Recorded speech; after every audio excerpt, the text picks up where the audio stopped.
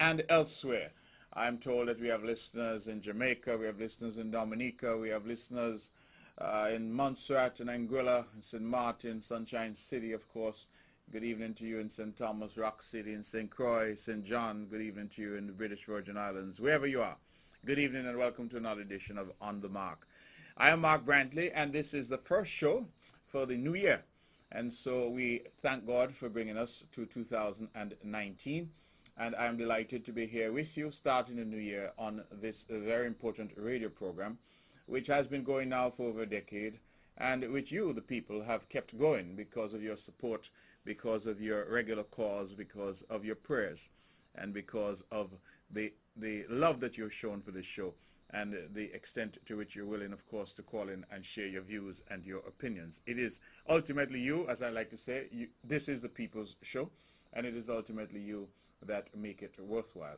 This show is unique in that it is the only show of its kind, 2 hours of talk radio, primetime talk radio without any commercials. And so, truth be told, I depend on you to call in so that I can give my own voice a rest, or you'll have me speaking to myself for 2 hours, which is not a good thing. So I hope that when the phones open, people will call in. Let me take the opportunity to wish one and all a blessed New Year. I would have, of course, in my capacity as Premier of Nevis, given a New Year's message when I expressed what I hope was a message of hope, and certainly something that we can look forward to for this 2019. I want to, however, send my love and best regards to you and your families, wherever you are, at home or abroad, and look forward, of course, to us all together having a successful 2019, a happy 2019, a healthy 2019, a peaceful 2019, and all the abundant blessings of our Lord above. So we look forward certainly to working together. Nevis is, I believe, on the cusp of great things. We have done well in terms of the management of the island and the economy. It is, however, now time to step that up, and I have indicated early, this is only the second week in the new year, but I've indicated early that some great things must happen this year, and we will be working hard. The government, myself, my colleagues will be working together to advance the agenda of the people of Nevis, particularly when it comes to the economy and job creation. If you're listening, then it must mean that you're tuned in to the Eastern Caribbean's only powerhouse, VON Radio, the voice of Nevis. And it must also mean that you're listening via the World Wide Web at www.vonradio.com, or alternatively that you're listening on the AM dial, 860 on your AM dial. And if you're driving around and you're getting VON Radio, I say welcome to this show this evening. I also, of course, am told that we're streaming live on the internet and through VON Radio's Facebook page. We're streaming, and so you can look at me there if you want to see my face while I speak. If not, of course, you can just listen on the radio. Either way, we are happy that you're with us, and we look forward certainly not only to this show being the first show, but to many, many more shows with you this year and the years to come, God willing. So we're happy to be here. A lot has been happening. I believe that most people had a good Christmas. We had a lot of activity during the Christmas season. We had a lot of activity in terms of the economy during that season. We had two reduced VAT days this year compared to one last year. I don't have the precise numbers yet, but I'm told certainly that here in Nevis, the major business houses did very well, and the government did very well in terms of its revenue from the expenditure on those 2 days. We also, of course, had the rollout of the much anticipated $500 per month poverty alleviation program.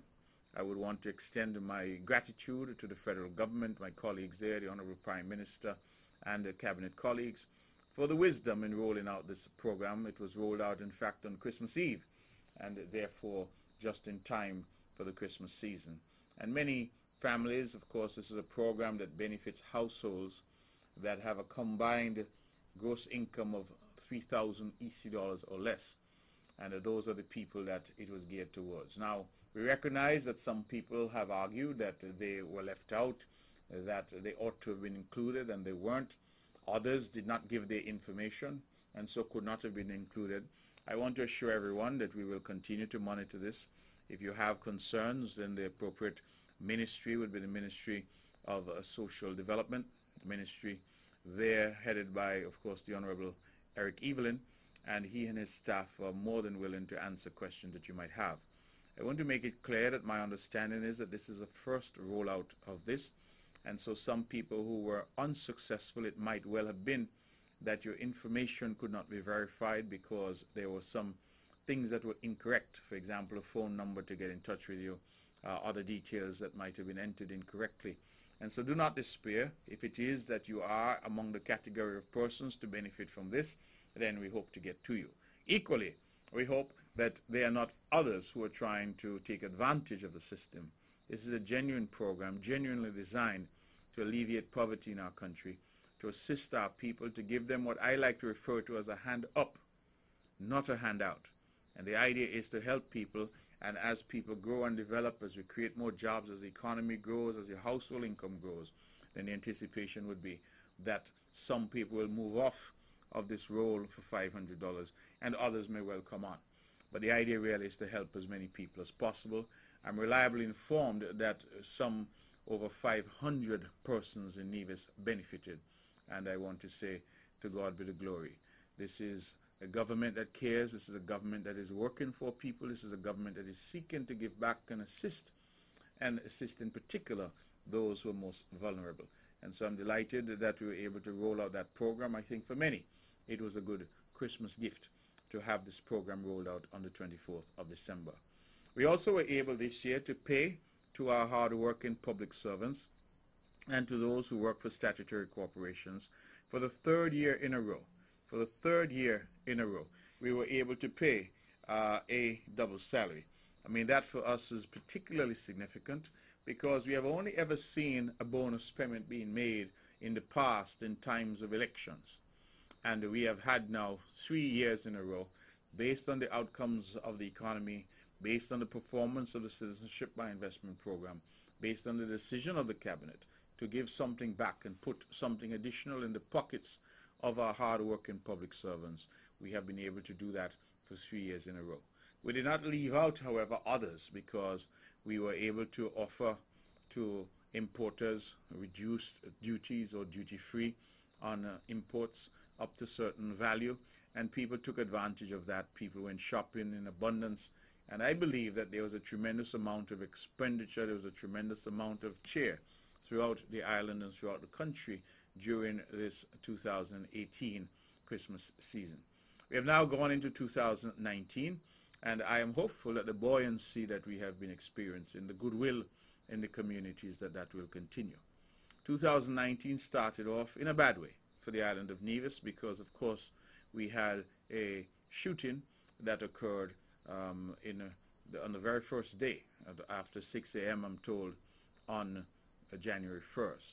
I think it is regrettable that our young people who ought to be out celebrating a new year, ought to be out celebrating the fact that they are alive and well and blessed with youth, the vim, vigor, and vitality of youth, that they will squander their youth, that they will seek to put themselves either at the cemetery or in the jailhouse. And I continue to appeal to our youngsters. If you want work, we will provide work. If you want to do something productive with your life, we will assist you in doing so. But equally, if we extend the hand to you, and when I say we, not only the government, but the private sector, the society, and you rebuff that and insist that you will embark and stay on a path of criminality, then the law will have to deal with you. I am not in any mood to cuddle criminals. Criminals, whoever they are, whether they're in high or low places, they give the country a bad name. Criminals and criminality have the potential to derail all the gains that we would have made. And I've said time and time again, it makes little use of us. It makes little sense for us to continue to tout economic performance, tourism, education, agriculture, healthcare, if some misguided youngsters continue this path on which they have embarked of creating criminal behavior in our society. The police I want to commend. I always do so. On Friday, I will worship with them for their service for the new year. And I am hopeful that all of us will pray for our security forces, because they continue to put themselves on the line, their lives and livelihoods, their families. So ensure that you and I are safer in our homes and in our businesses. Indeed, my thoughts go out to Corporal Michael, because he, in the execution of his duties over the Christmas in accompanying a businessman home, was unfortunately shot. Thankfully, the wound did not do any life-threatening damage, but we are nevertheless calling on all who may have information, calling on the general public to cooperate with and assist our law enforcement, because at the end of the day, the police will never be able to do it alone. The government will never be able to do it alone. The opposition can talk, but they will never be able to do it alone. Indeed, they were themselves in government and did not have the answers. At the end of the day, it requires the society as a whole, you and I, in your homes, in your businesses, in your churches, in the schools, wherever you may be. You're the ones ultimately who are affected, and you're the ones ultimately who can make the difference. The days of saying, it's not me, or it's not my child, or I'm not the one affected, I think that those days are gone. Because if crime is to affect the economy, all of us will be impacted. If crime affects our neighbor, then all of us in the villages are impacted. And it is high time, I believe, that we say to these youngsters, there's no room for you in Nevis. There's no room for you in St. Kitts. You must desist from this destructive behavior, because the only place it leads is the cemetery or the jailhouse. I ask for the prayers of the multitude, for those who would have suffered from crime and criminality, because I have learned that in St. Paul's and St. Kitts, again, there was some exchange of gunfire. And the result is, I'm told, that 3 youngsters were injured. Let us pray for them. Let us pray for their speedy recovery. Let us pray for the 2 youngsters who were injured here in Nevis on the 1st of January, who even now, I'm told, are fighting for their lives. Let us continue to pray for each other. Let us continue to take care of each other. Let us continue to be our brother's keeper and our sister's helper. We are ultimately a better society, a better community, a better island, and a better country if we learn how to work together.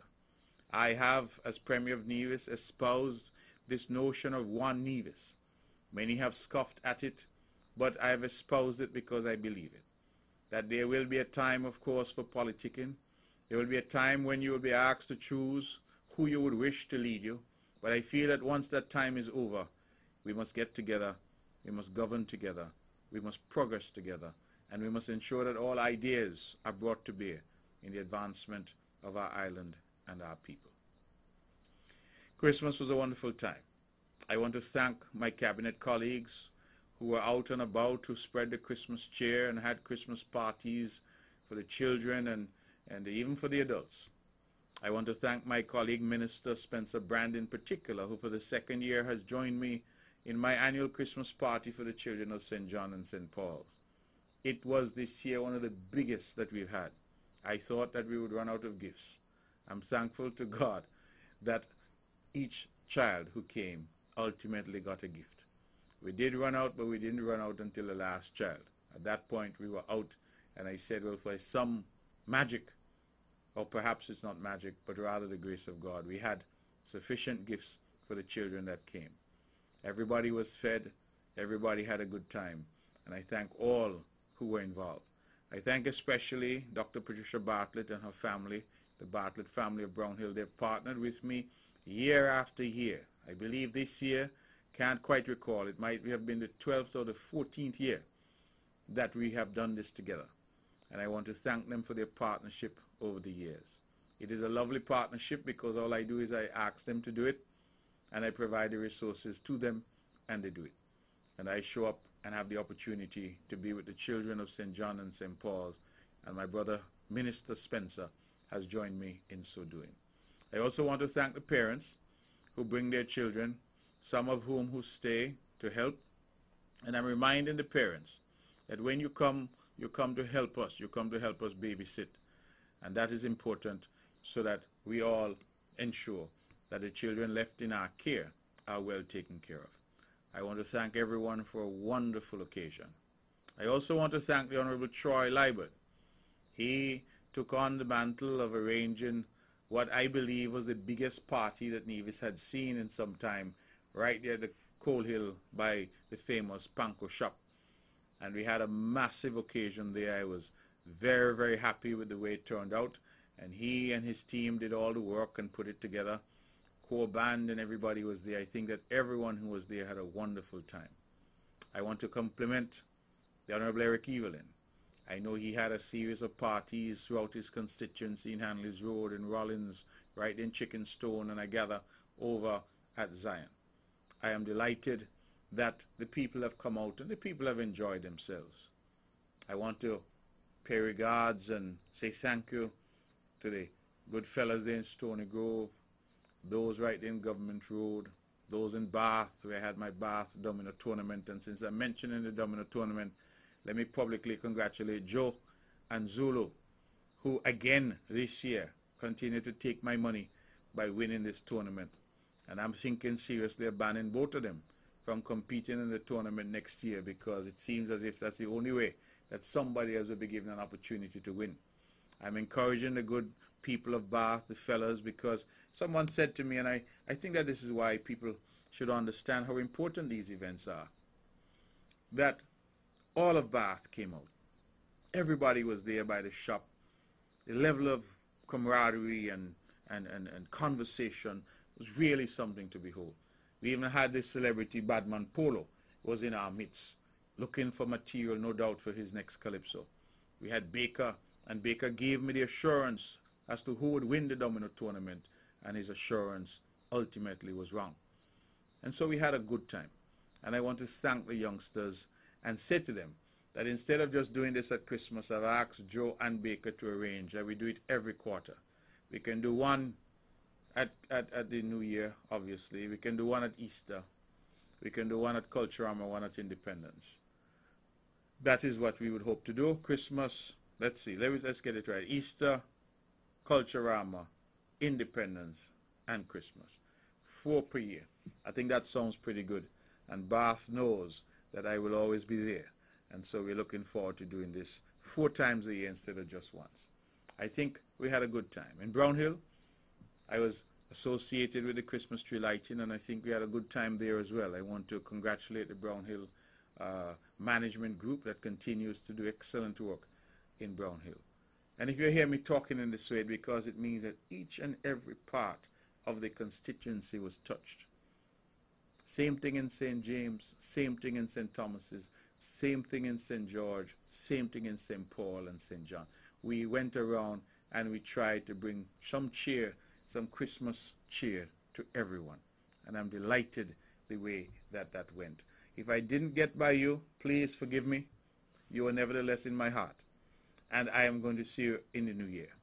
But it was a time, I think, of times in Nevis, a time when we enjoyed each other, when we were how we are accustomed to be, our neighbor's neighbor.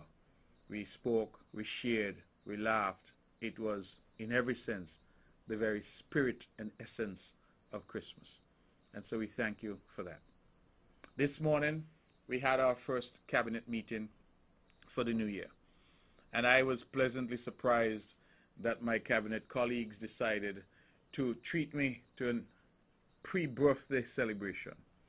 I think that many would know that my birthday comes along this Friday, and I am achieving that milestone of half a century. I don't know how I got there. I'm myself very surprised that I've got there so quickly. But here I am on the cusp of being a half centenarian. I believe that is the word. And so I don't know. I said to someone today that if the biblical expression and the biblical prediction proves true, then I have only 20 more based on the 70. So I must now make haste and make good use of what I have left. But I thank God for bringing me this far. Whilst I have not yet got to 50, I'm only 2 days away. I am truly, truly grateful for His blessings. I'm truly grateful for the love of family, I'm truly grateful for the love of my constituents and the love of the people of Nevis. You have supported me in good times and in bad. Your prayers have comforted me in good times and in bad. We have celebrated together. We have cried together. We have mourned together. We have been always together. And I thank you for that. I would want to, of course, thank my colleagues. They created for me today such a beautiful, such a warm and loving ceremony. I was really touched, and I want to thank them, the Deputy Premier, Alexis Jeffers, my brother ministers, Brand and Evelyn, and Liebert, my sister minister, Hazel Brandy Williams, legal advisor, Madam Helen Lewis, and of course our Cabinet Secretary, Mr. Stedman Truss. I want to thank them and all who assisted them in hiding this from me and really giving me a surprise today.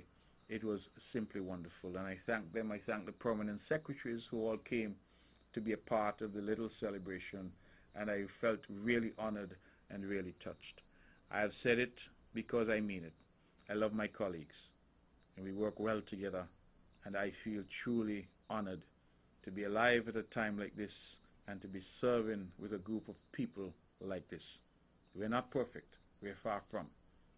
But even in our imperfection, we love Nevis perfectly. And so I am delighted to be amongst them and to work with them and to serve with them. And as a team, I feel we have what it takes to take Nevis where it needs to go. And that is what we pledge to do, and that is what we will continue to do. Ladies and gentlemen, you listen to On the Mark. There's so much that we can talk about. But one last thing I would say before I open the lines and give you an opportunity to say your piece for the first time for this new year is that this year, of course, we celebrate 45 years of Culturama. Just today at the Cabinet, the Honorable Eric Evelyn, Minister of Culture, indicated that this year will be a homecoming year as well. We had the first homecoming when we celebrated Culturama 40. This year, Culturama 45. We are once again inviting all Nevisians in the diaspora to come home. If you're in Leeds, in Birmingham, in Manchester, if you're in London, if you're over there in New York or Boston or Connecticut or Florida, in California, wherever you may be, we're asking you to come home. In Washington, D.C., in Virginia, in Delaware. Come home and be a part of Culturama 45. If you're in the USVI, you have no excuse. If you're in BVI, you have no excuse. If you're in St. Martin, Anguilla, you have no excuse. And of course, if you're in Sugar City, St. Kitts, the boats are running all day, every day. We anticipate that we will have the biggest Culturama celebration ever. We will embark in the next week or two on all of the upgrades that we need to do to ensure that your comfort is secured, your security is secured, and that we can fit responsibly for Culturama 45. We look forward to participating with you, to having you home, and we look forward to an exciting set of activities to celebrate this significant milestone, 45 years of our culture and our cultural celebration. And before I open the lines, it would be remiss of me if I didn't use this platform and this opportunity to say to the world, happy birthday to Mrs. Gloria Anslin, a beautiful woman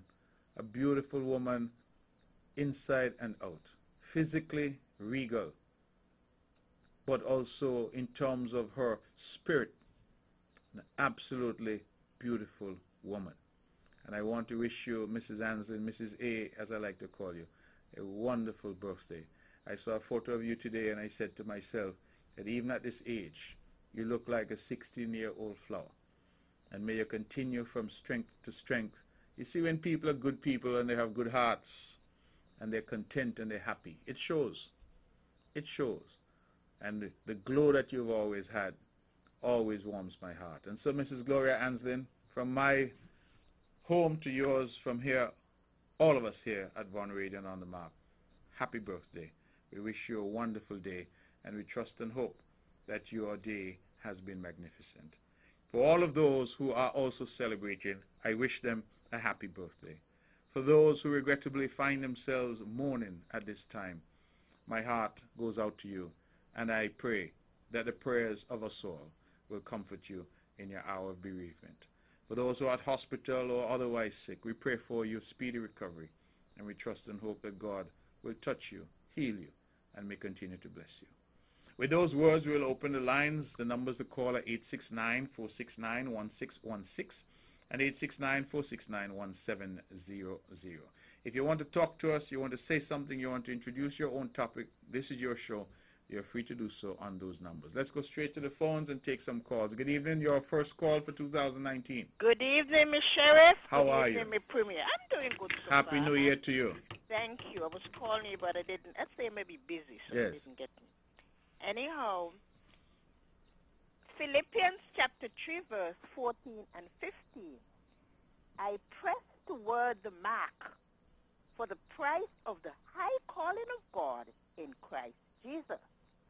Let us therefore, as many as be perfect, be thus minded, and if in anything he be otherwise minded, God shall reveal even this unto you.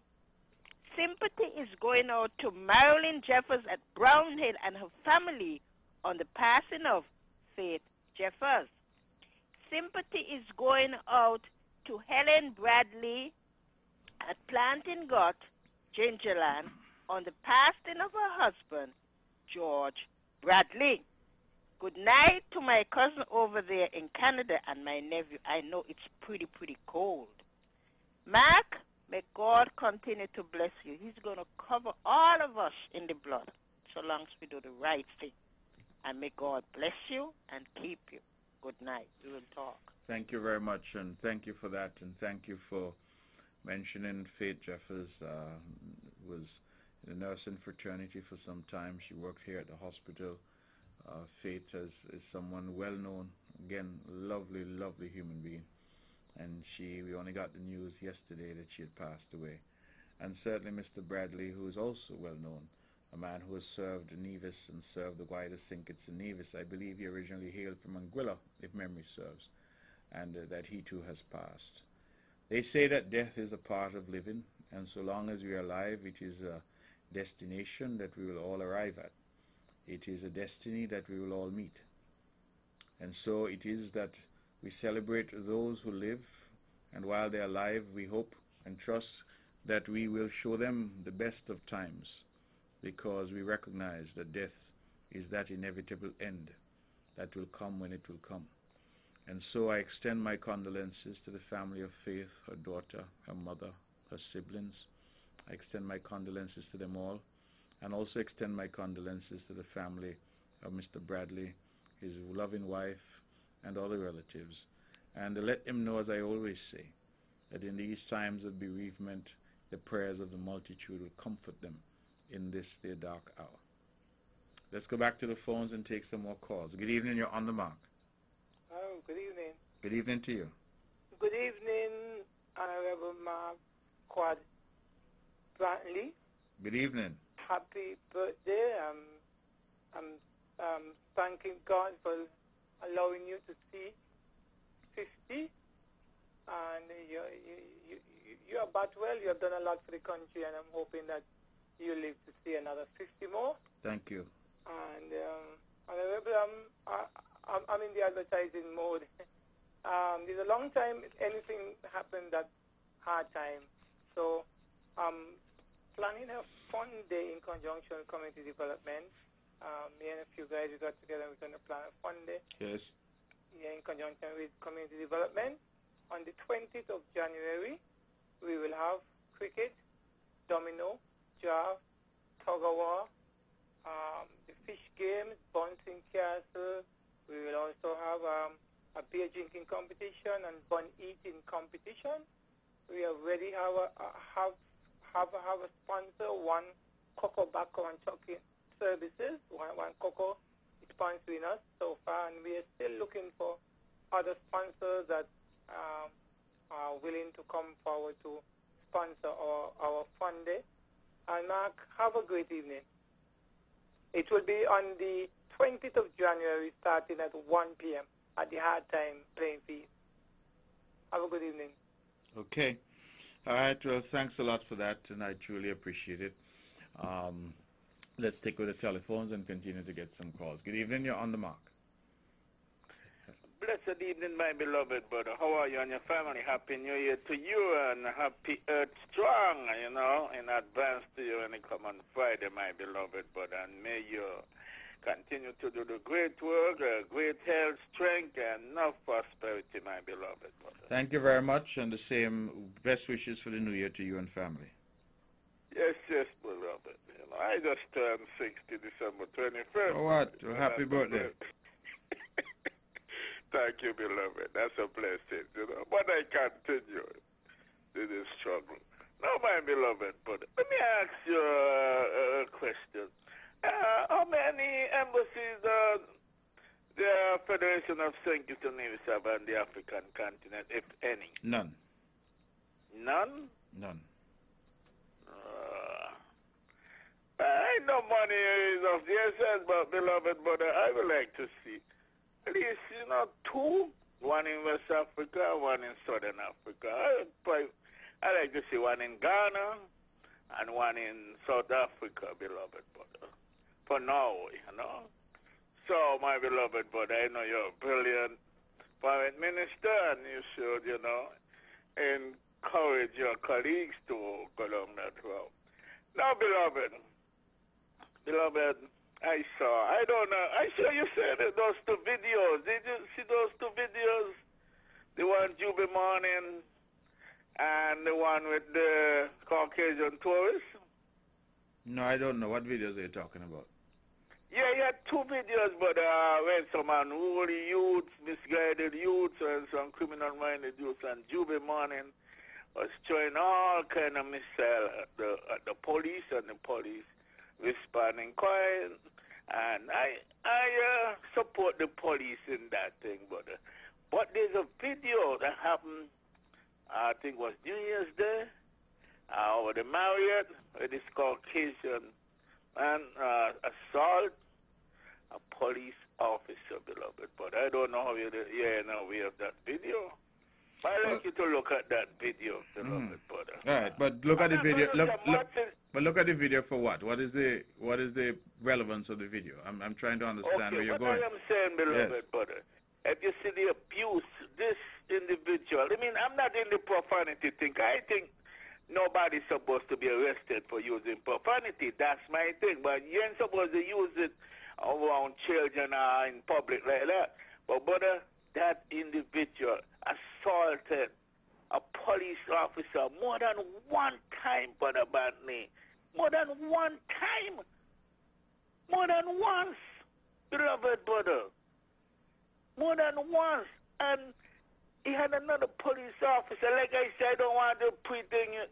I want you to look at that video, brother, and come back next week and tell me what you think of that video. Because I'm going to grill you on that video too, beloved. Well, if it is that they assaulted the police officers, then they assaulted the police officer, and that has to be dealt with.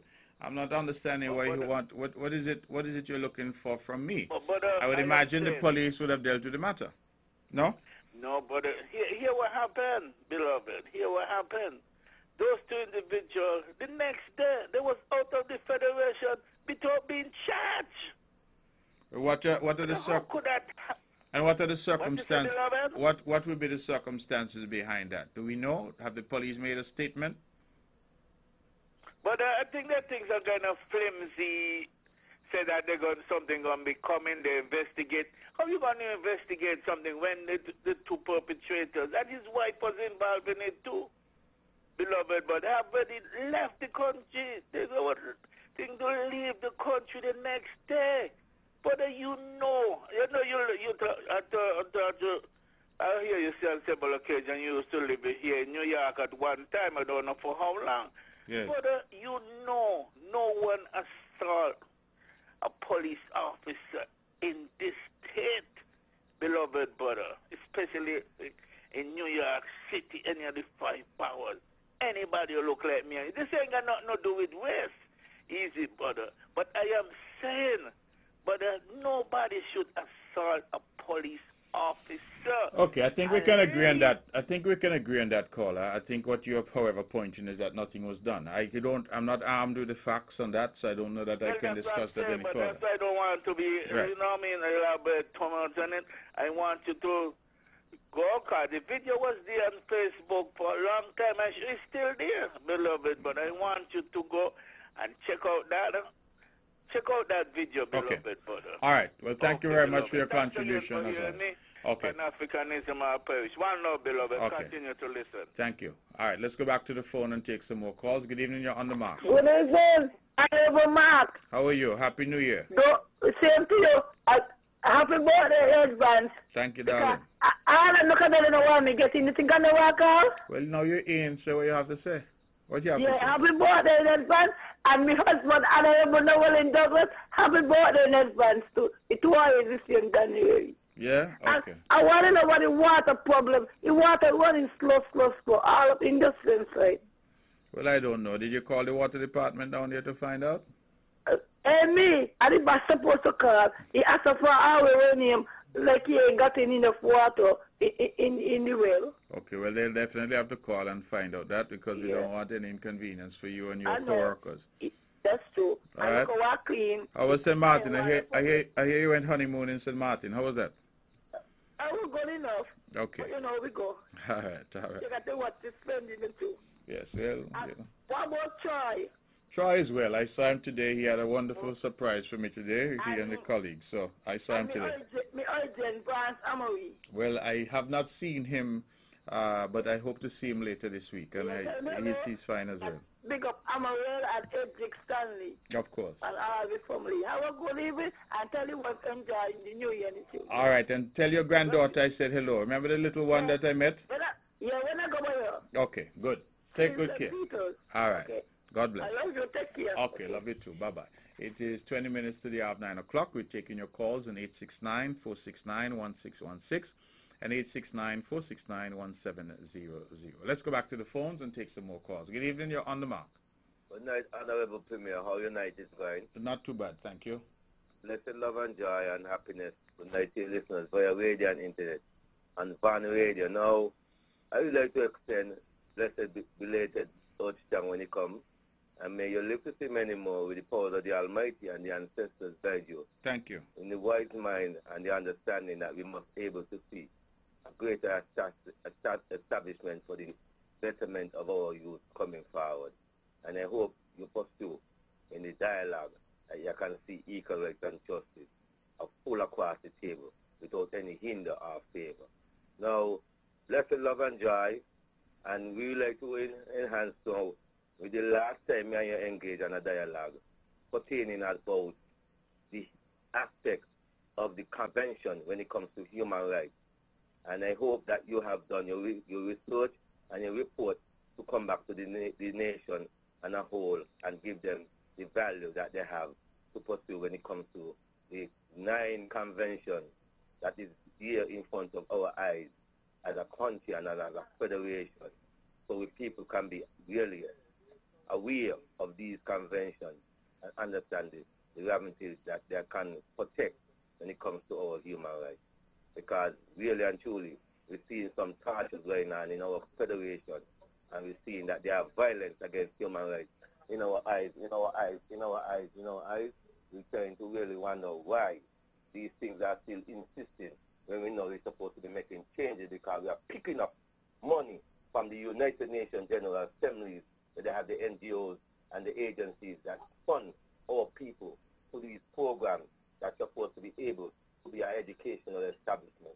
So I hope, Mr. Premier, we're seeing greater dialogue in 2019, because it's not, we're ready to charter cases against the government of St. Kitts and Nevis, and we're in no favor here. We're trying to say, let us have a better livelihood when it comes to human rights, both male, female, and children, because we see a lot of molestation going on towards the children them too, and we realize the system is letting certain things going up blind, because some of the mothers them taking up and making up with money. We don't want that young no more. Once it's a pretty for you, we need to stand your ground and get put in the justice that is desired. Not to say cast it out, but make sure you know what your rehabilitation is. to pursue a better way if you're coming out of the prison.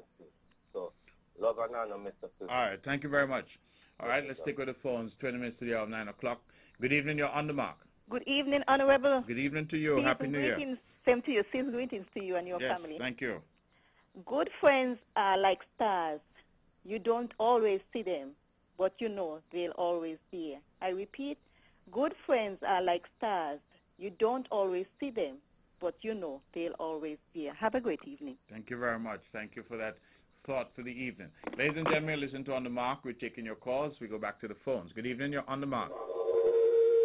Hello? Hello? Hello? Hello, good evening. Yes, please, if you have a radio on, it's going to interfere. You have to move away from it or take it off. Good evening, Mark. Good evening to you. This is the family Merklin. Hi, how are you doing? Very well, thank you. Okay. Happy New Year to you. Same to you and the family. And birthday greetings to you when it's come. Thank you very much. Long life and happiness. Thank you. Thank you. Gave to you. And I'm calling on behalf of Kino, my wonderful son. Yes. Oh, yes, he's doing very well, thank you. Praise God. And I'm sending out thanks to everyone who helped in whatever way they can. Yes. Who prayed, who called, who visit, who donate, and whatever they are doing. This, thank you very, very, very much. Yes. From the bottom of my heart. He's up there, he's doing well, recovering. By God's blessing, he will make it. Thank you very much for that, and thank you for that update. Yes, thanks for everybody in whatever way they help. Aye. Okay, wonderful. And we're so happy to hear that he's doing fine. Yeah, he's doing fine. And we look he forward called me up to tonight. Good. Well, let him know I send my regards, and we look forward to seeing him soon. Yes, he's talking now. Good. Thank Fantastic. God for that. Okay. God bless. All right. God bless you. Take care, family. Good. It is quarter to the hour of 9 o'clock. We're taking your calls on 869-469-1616 and 869-469-1700. Now, I continue to speak about the imminent closure of the Four Seasons Resort. And I hope that the people of Nevis, and particularly the workers at Four Seasons, continue to listen. One of the tragedies, I think, that we continue to experience on our island is that we talk and we talk, we write, we say things on social media, we do all that, and we feel that we are communicating, but many people simply don't listen and prefer to get their information from others, or get their information in ways that obviously are not the best ways, because people then use information in selective ways to convey whatever impression they want to convey. I have been blessed with an English tongue in my head, and therefore I believe that I can speak for myself. And I have come in a very forthright way as the Premier of Nevis to speak to the people of Nevis on the closure of the Four Seasons, which is slated for June to October of 2019. It will be a blow to us. There's no ifs, ands, buts, or maybes, because the Four Seasons closure will impact, I'm told, just over 400 of their workers. And so we recognize that people will be in a difficult situation, and we've set out what we propose to do to try and cushion the impact on the workers. One of the things that the Four Seasons has said to us is that in their negotiations with us, with the new owners and the renovations that were being done, the intention was that the hotel would remain open during the renovations. They did stick to that bargain in 2018, and their report is that they did horribly. That guests complained, they had to comp people, they had to sometimes send people to other properties, and that they were suffering in terms of their reputation and the reputation of the island for a luxury service. They came and said that the degree of activity, construction activity, in the next phase is going to be even more onerous. It's going to be heavier than was before, because they're going to be taking out all the pool and the restaurants, etc., and doing a full renovation there. The estimation, they say, is they'll have 30 trucks per day moving through the property. Clearly, their view is that it would not be good to have the property opened while this heavy construction in the center of the hotel is undertaken. They have come and said that their decision, therefore, is to close from June to October. That is June, July, August, and September for those 4 months. They have also come to say that as a goodwill gesture to their workers, they are offering their workers a 25% payment of what they would normally make during the period of closure. That they'll offer them that 25% payment even if the workers were to secure employment elsewhere during that period of time. They have also indicated to us that the bookings are robust and that between now and May of next year, they're having their highest bookings and their highest room rates, and that should augur well for workers in terms of their pay and their service charge. In the circumstances, we have come in a forthright way to the people of Nevis and to the workers at Four Seasons and said to them that they ought to make hay while the sun shines. They ought to make as much money as they can. If the day has in 24 hours and they can work 26, that they try to do so during the period from now until June. Why? Because they understand that in June there will be a temporary closure. I don't think that there's anything wrong with that statement. I don't think that there's anything wrong with encouraging our people to reap the harvest when the harvest is best, knowing that they must store up their grain because a difficult period will come for 3 months, 4 months from June until October. I believe that that is called prudence, that is called good advice, that is called assisting our people to do the right thing and for them to get out their baskets and to fill it at this time of plenty. That has been the simple claim by the government. And we have asked our people to do as much as they can and earn as much as they can now that the hotels are full, that people are spending, that the tourists are here, and that they continue to earn and to put aside a little something, recognizing that in June the hotel closes temporarily. I believe that that is what any sensible and responsible government should do, and that is what we've done. We have not stopped there. We have indicated that from the 25% payment that the Four Seasons has offered these workers gratuitously, I emphasize that because, of course, they didn't have to offer anything.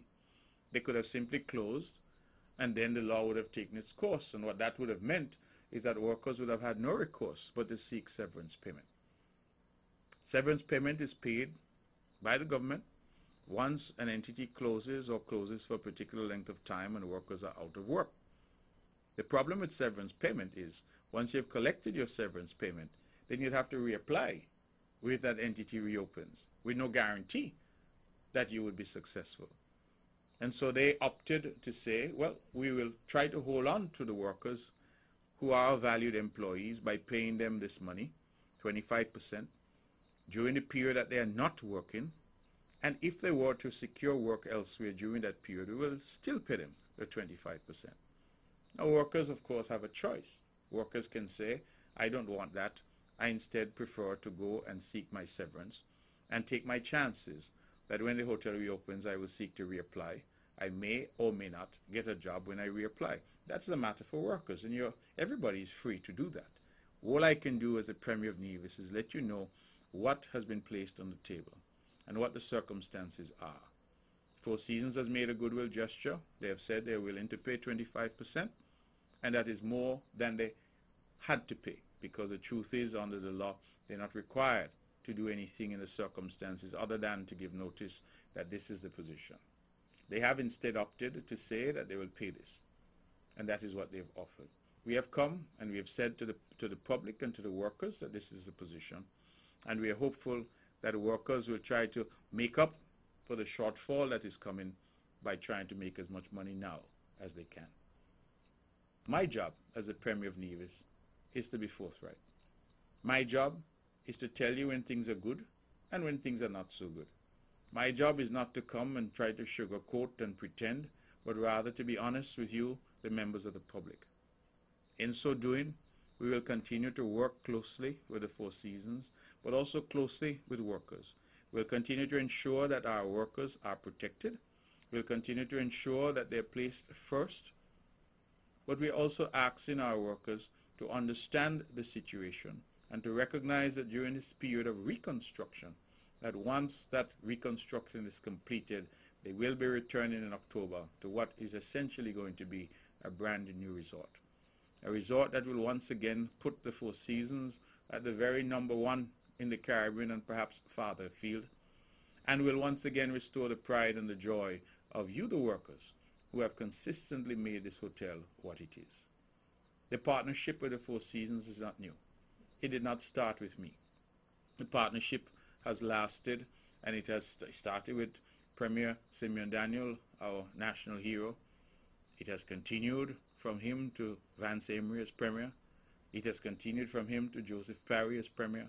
And it is now my turn to ensure that that partnership continues to yield benefits for the people of Nevis. That is what we are seeking to do. And in any partnership, there will be occasions when times are good, and there will be occasions when times are bad. What our job is to be steady. And in times, whether good or bad, to continue to put our trust and faith in the people of Nevis and to continue to be honest and forthright with them. The government will, as we have committed to do, from that 25% payment, June, July, August, and September, make sure that there are no deductions for social services levy or other taxes that would ordinarily be payable by workers to the government. And so workers will not have to pay any taxes to the government. We have also ensured and committed that we will be speaking to the consortium of bankers on the island to see what relief could be fashioned for those workers who have mortgages or car payments during that period of inactivity at the hotel. We've also decided to meet with the Chamber in Nevis to determine how the private sector can assist in ensuring that there are jobs available for those who might be displaced during this 4-month period. We have also, just today, had our first meeting in the Cabinet, and have made it quite clear to Cabinet colleagues that it is our task to ensure that the various developments that have been promised, that those developments take root and start construction this year. The long and short of it, ladies and gentlemen, is that you have a government that is committed to you and committed to the people of Nevis. You have a government that will ensure that your interests are always put first. Our motto as a party has always been people matter most. We have said so because we believe it. We have said so because that is what we live by. That is our ethos. It is our creed. And we intend to continue to demonstrate that our people matter most. Along the way, our people will not always get all that they want. Nobody, no government can promise you that. But our people can be assured that we, this government, under my leadership, will continue till decisions are sometimes necessary.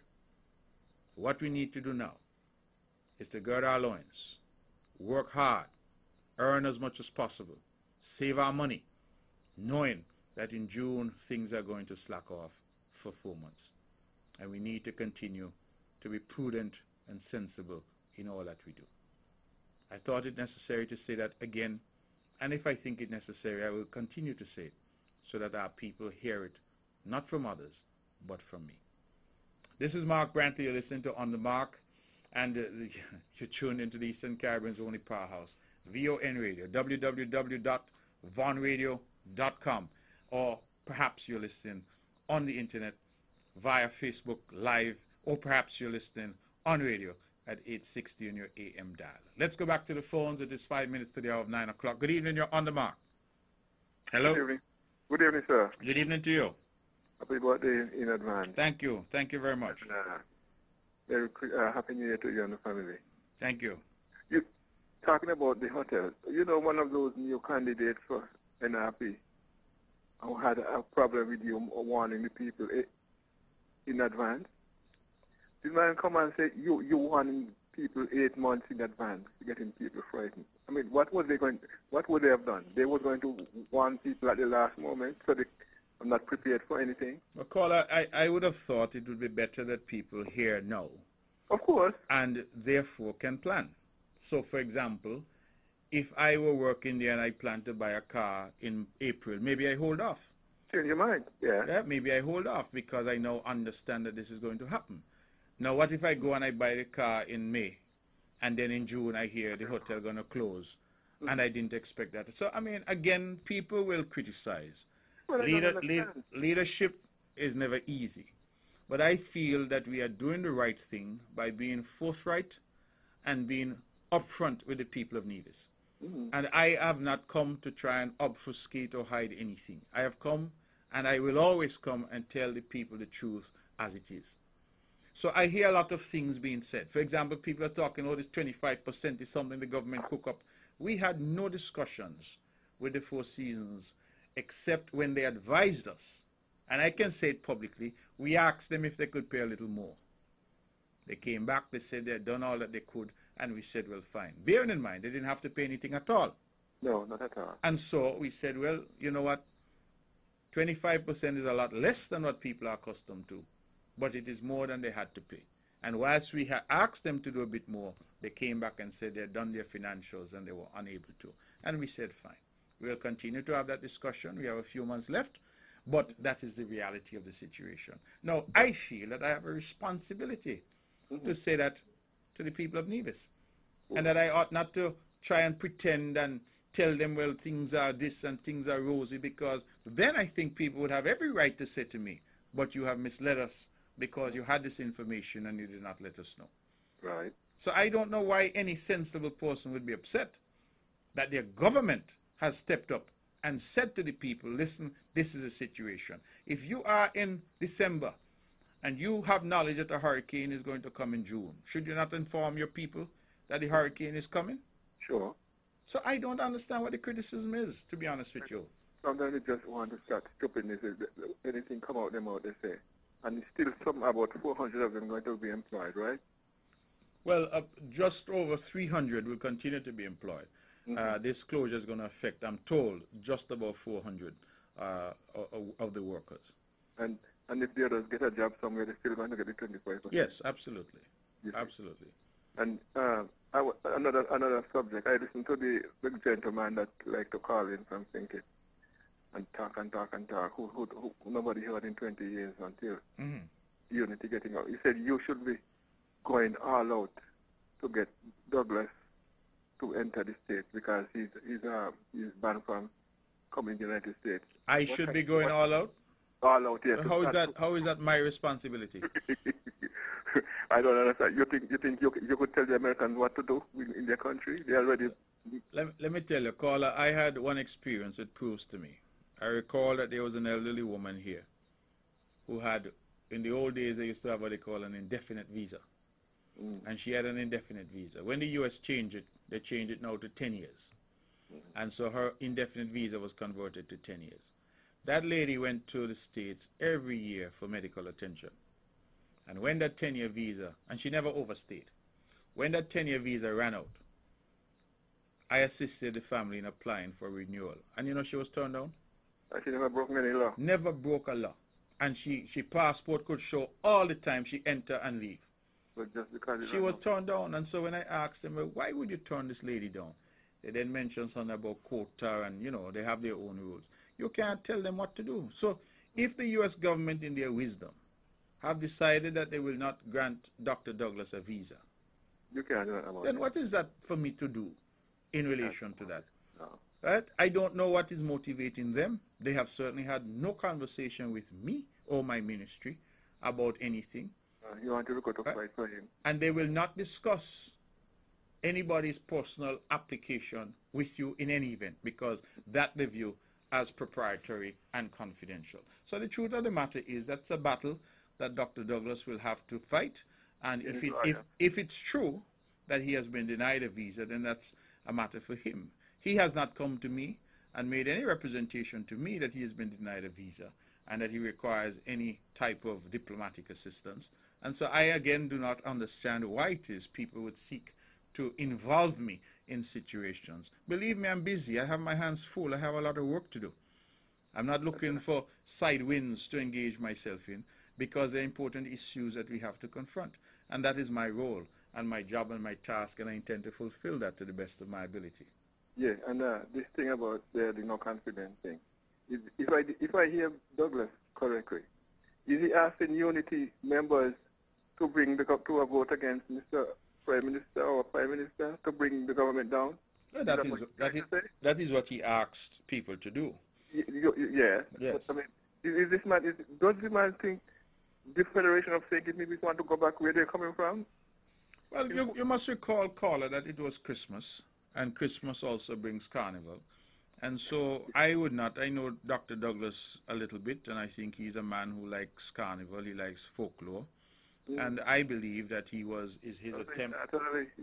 Yes, I think it was an effort to bring the Parliament into the carnival mix for 2018, because to have a motion of no confidence on Christmas Eve, I believe it was, to have this type of furor being created in the country when the country is really calm, the country is running well. When we were in the Parliament talking about motion, people were outside cashing their check for the $500 poverty relief. So which he would have never offered. Those houses that was repaired, but those people would have been suffering for years. As a matter of fact, he had money flushing and the hospital. Yes. When the little hospital went to nothing, went to the ground. His police station right in St. Paul's, everything went down, and he had all his money.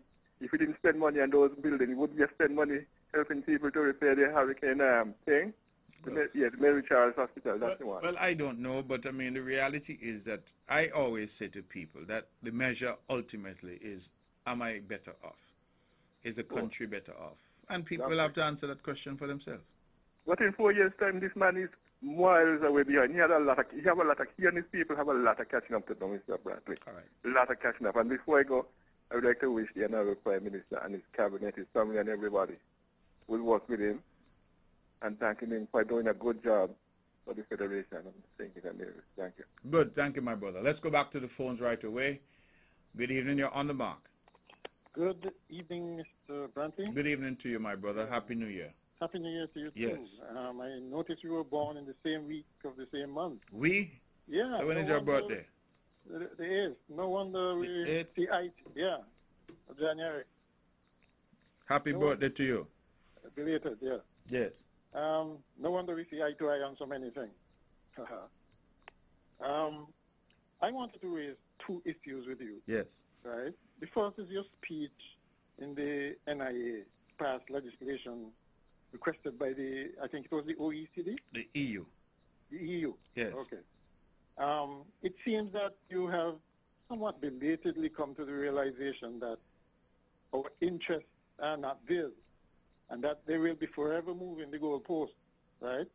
And that is why I called for a more robust foreign policy of the Gaston Brown type. Okay. And what has that achieved? You don't think he has the past legislation too? Yes, but at least he's going down fighting, right? Because you see, it's damned if you do, damned if you don't. So you prefer? Right? Yeah, let me ask you. You prefer the person who goes down fighting as opposed to the person who just goes down? Yeah. But both of them down. Huh? But both of them down. Yeah, but one go down with the self-respecting type. Ah, I see. Right? Okay. One is more principled, okay? I hear you. Go ahead. Okay? Because I mean, damned if you do, damned if you don't. So we might as well resist. Yes. Right? We resist the hegemony of the North Americans and Europeans. Right? The second issue is the motion of no confidence. Yes. Right? I was somewhat disappointed with what took place. I mean, I recall telling you that someone said that had you all been in the same position as Douglas, you all would have done pretty much the same thing, okay? And you were adamant that you would not be part of any such travesty. Yes. Okay? Well, I see too many parallels with the last administration approach to the issue. Yes, the motion was tabled and heard, but to me, the Speaker steered the presentation in a way to protect the Prime Minister on the nepotism charges. How so? Right? He went to some length, actually doing some investigations in advance, right, on selective things. Okay? But if you notice, he bought communications and that sort of thing. He selected what he wanted to investigate. With the view, it seemed to me, like making sure that the debate was steered in the direction that the government side wanted. I don't think that was his job. Carl, I think that it is your assessment, but I think it is unfair. I was there and I heard. So why did he go to the length to just go to selected parts of the motion? Well, he went to parts that created some unease, and I think that is not unusual. For example, if it is that the move of the motion is going to bring the judiciary or arms of the judiciary into some disrepute, that is something that is a no-go area. If it is that they're bringing into, if I am going to move something in the parliament and make an allegation in relation to you, you are not in the parliament to defend yourself. You are a private citizen out there.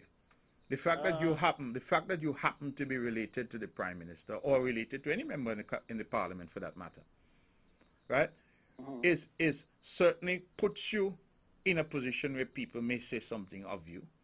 But when a substantive matter is before the parliament, the speaker has every right to ascertain for himself but you see what the position is. Because of what the motion was indicating, that is that they were laying charges of nepotism, right? I think the speaker was. But it's one thing you see. Let me hear me out. It's one thing to say the prime minister hired his brother. That's a charge of nepotism. The prime minister hired his cousin, his wife, his child, whatever. That's a charge of nepotism. Right. It is a separate thing to say that the prime minister hired his brother and his brother was being investigated for wrongdoing and this kind of thing. That now brings the brother into disrepute. In circumstances where the brother is not the subject of the motion, the brother is a private citizen who is not in the parliament to defend himself, and I think the speaker has every right. But remember yes. that appointment was at the pleasure of the prime minister, and Listen, therefore, caller, you're missing my point. One can show that it was bad judgment on his part. But you're missing my point. You're saying that the charge is one of nepotism. Nepotism means that you are giving benefit to your family or close friends or relatives, as the case may be, yeah? So all I'm saying is, if the mover said the prime minister is guilty of nepotism because he has hired 100 members of his family, that makes no negative assertion about the members of his family. That makes a negative assertion about the prime minister. When you go on to say the prime minister has hired 100 members of his family, they name Mr. Duo, Mr. Smith, and Mr. whoever, and all of them is crook and thief and murderer and thing like that. That is a different matter, because you know leveling charges against those people, where those people are not in parliament, those people are not there to defend themselves. And so I felt that the speaker was eminently within his right to say, don't go down that road. Listen to my point, yes. you know, right? I see where you're going with this, right? That yes, he may have hired 100 of his relatives. Yes. And so that in itself, right, if all of them are qualified, for instance, that in itself, I guess you can say, does not show nepotism, because they are qualified. Although one may argue 100, something strange there, right? So, but by looking now at the suitability for the office, that strengthens the charge of nepotism, because what it is saying is that despite this, right, they were put in that position, right? And I found that the speaker too, and remember one of the things that disturbed me about the speaker in a previous interview, he said that the judiciary, the executive, and the parliament are not really independent, because the executive pays their salary, right? He is on record as saying that.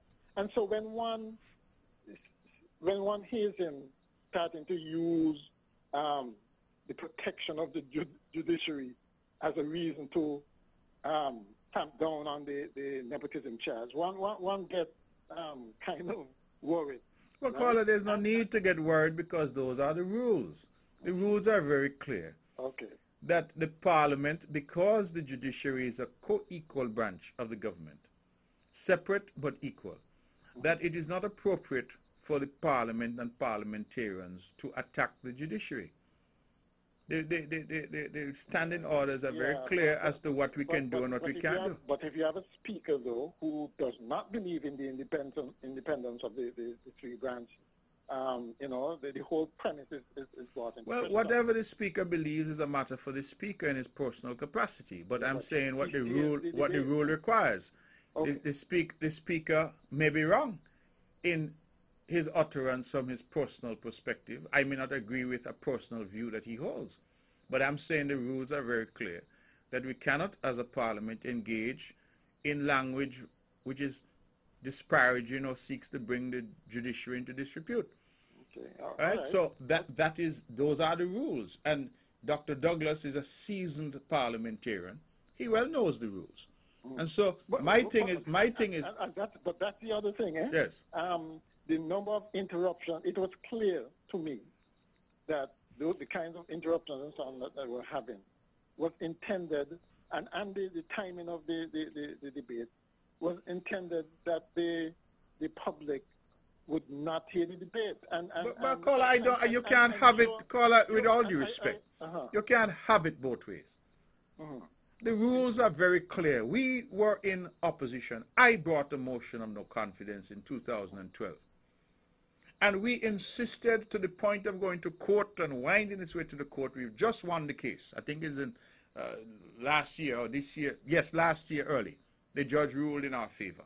Right. And our point and consistent clamor was that a motion of no confidence was such an urgent matter, it had to be dealt with at the first available opportunity. Right. So Dr. Douglas, wait. Dr. Douglas brought this motion of confidence on the eve of the budget. Right. We had to deal with the budget. A week or two ago, yeah. And then we had the urgency of meeting a deadline for the EU. And so the only available opportunity thereafter was the Christmas Eve. We could have... only available opportunity, Mr. Brandt? Well, we could have left it until the new year.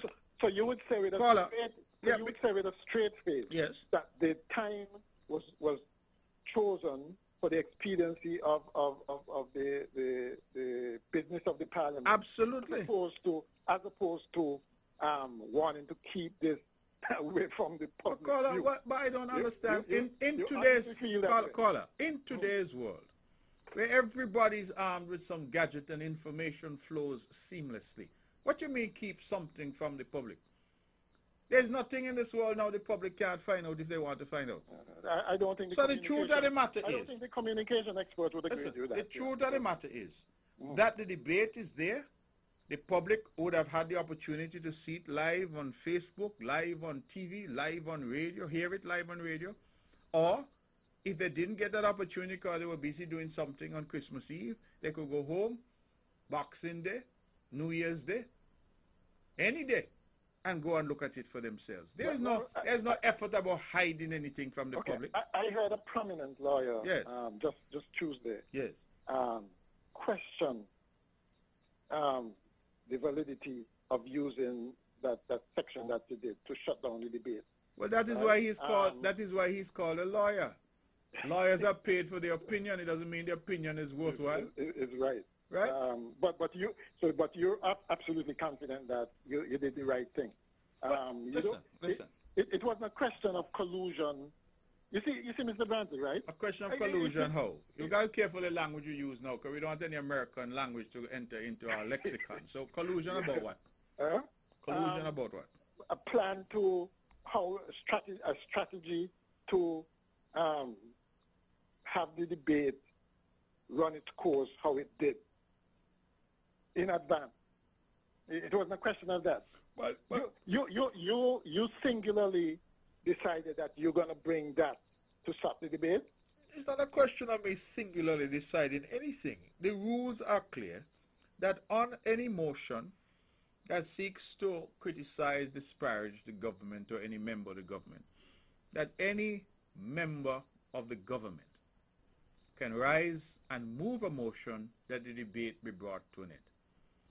Our viewers, and my view continues to be, that the motion that was brought served no useful purpose other than to give but just hear me out. Just 1 minute. Yes. You are absolutely saying that we are where we should be in terms of our governance, that the motion was really baseless. You honestly feel that the motion caller, what was said? Let me ask you something.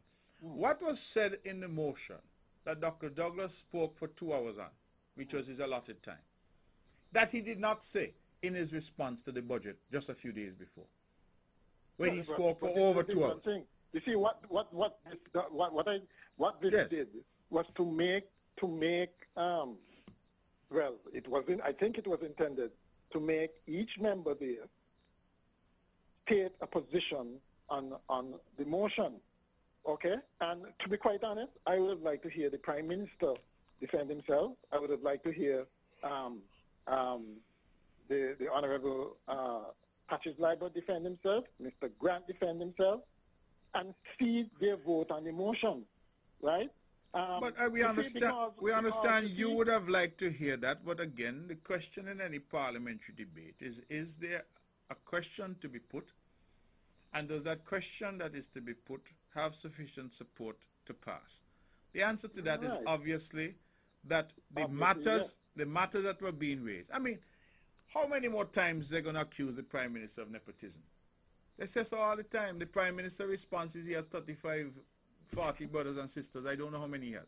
And they used to crucify poor Douglas for his one appointment. But what I'm saying to you, you accuse the Prime Minister of nepotism. That is nothing new. It is not a new... If it was that a motion was brought with some bombshell allegation and because of this... I mean, all that was being rehashed are things that are being said on the airwaves and have been said from the moment that this Prime Minister took office. So there was absolutely nothing new. And that is why I said, bringing the motion when it was brought. If I were in Dr. Douglas's shoes, and I can't be so presumptuous to advise a maestro in politics as he is, but I would have brought a motion in March or April. That March or April, that you mean after the Verdi scandal?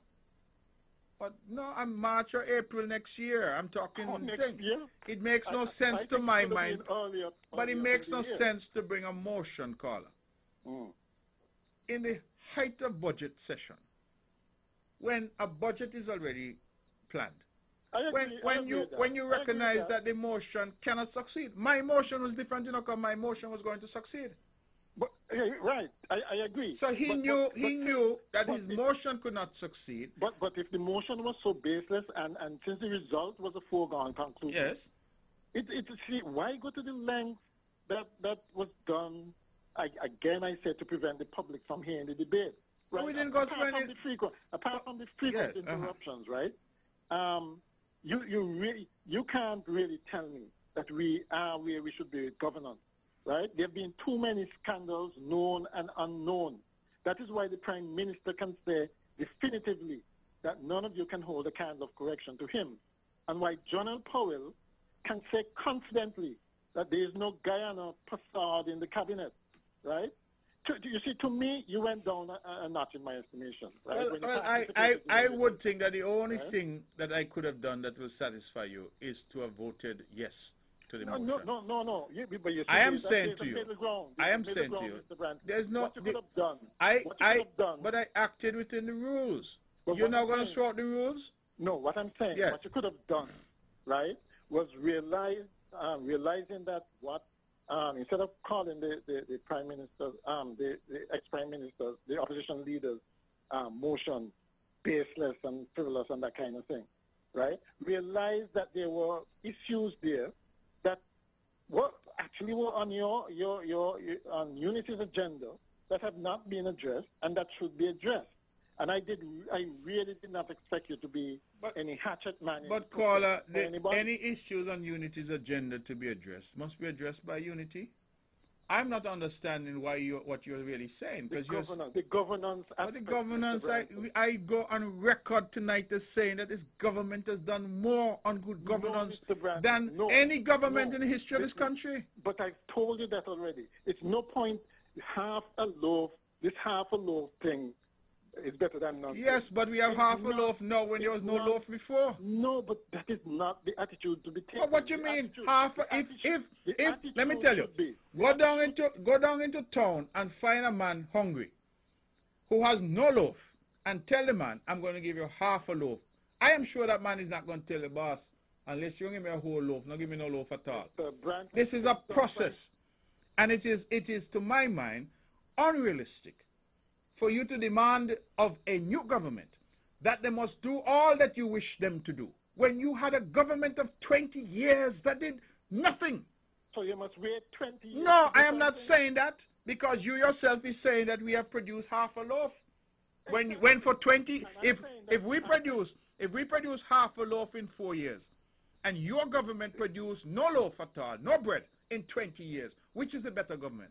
I am saying, right, that the mantra should be things done by half and never done right. And there's one final question I have for you. Yes. Right? If you have a man who has an epiphany, finally, okay, you did things wrong and had an epiphany, okay, and said he was sorry, okay, and you have a group who had the epiphany before, said that they were correcting, and then come in and do the same thing. Yes. Which is the bigger hypocrite? Oh, we'll leave it there. You see, exactly. We'd have to leave it there. You've had nearly a 40-minute run. Yeah. So we'll leave it there because the phones have been ringing. But let me tell you, it's not about hypocrisy. I think that, as I have said often, it is, if there is some hypocrisy, then the hypocrisy is demanding of a new government, 4 years old, what you did not demand of a 20-year-old government. And that is the difficulty. If the clamor was there when the Douglas administration was there for 20 years to do good governance, all these things, then I could understand and say, well, you know, that's a consistent position. It was never done, and there was never any clamor. And people supported and they voted election after election for Douglas. Douglas felt no need to do anything in relation to the good governance agenda. Nothing. We get in, and you're now saying we've only provided halfway in relation to good governance. My answer to you is that it is halfway more than had been done in 20 years. And I am sure that in the next term and the term and the term and the term and the term after that, for the next 40 years or so, until the people finally get fed up of unity in 40 years, that we will accomplish all that you wish accomplished. But it is for unity to determine, in the exercise of its role and function as a government, how it rolls out its legislative agenda, how it implements its policy. And then it will be for the people during an election to determine whether or not they're satisfied. And I have never heard anybody say yet that no loaf is better than half a loaf. You're the first time I'm hearing that statement being made, that no loaf is better than half a loaf. I don't know how many people in this country will agree with you, because for 20 years under Douglas, no loaf whatsoever in the context of good governance was provided to the people of this country. Let's go back to the phones and take some more calls. It is 25 minutes past the hour of 9 o'clock. Good evening, you're on the mark. Good evening, you got facts.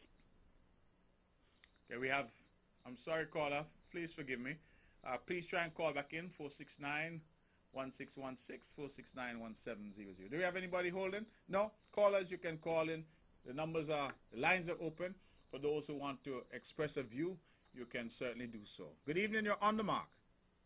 Hello? Hello, good evening. Yes, good evening to you.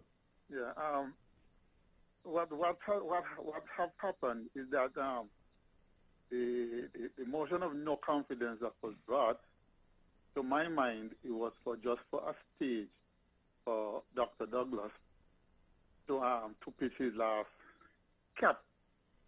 You know, he wanted to a stage so he can perform on. And from that performance that he made Christmas Eve, he should have the other members of the cabinet of his part should ask him to resign, because to me that was his last dance. He tried to give an impression to keep him around, but the other members of the party now supposed to realize that, partner, there is no further we can go with you. It's time for you to jump ship. Mm-hmm. Those, especially Honorable Congress and Dr. Jew, they keep talking about young people, youth. There's an opportunity. Now they have an opportunity to upstage the cat. It is time for them to realize that Dr. Douglas has reached his end as far as the politics is concerned. If they want to, I don't know if he can make a good advisor anyway.